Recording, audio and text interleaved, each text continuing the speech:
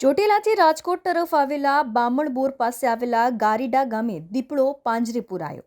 ચોટીલા પંથકમાં અવારનવાર દીપડાઓ દેખાઈ દે છે, ત્યારે થોડા મહિનાઓ પહેલા ચોટીલા બસ ડેપોમાં દીપડો દેખાયાની વાતો વહેતી થઈ હતી.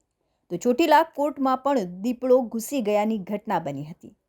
ત્યારે ચોટીલાથી 20 કિલોમીટર દૂર રાજકોટ તરફ આવેલા ગારીડા ગામે દીપડો દેખાતા પશુપાલકો અને ખેડૂતોમાં ભયનો માહોલ સર્જાયો હતો.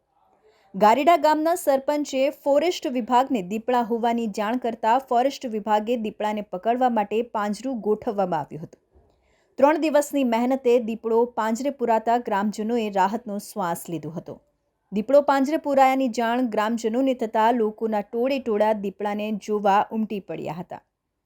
દીપડા સાથે તેના બચ્ચા હોવાની આશંકા પણ સેવાઈ રહી છે, જેને લઈને હાલ તો ફોરેસ્ટ વિભાગે તપાસ આદરી છે. મુકેશ ખખ્ખરનો રિપોર્ટ, તન્ના સમાચાર, ચોટીલા.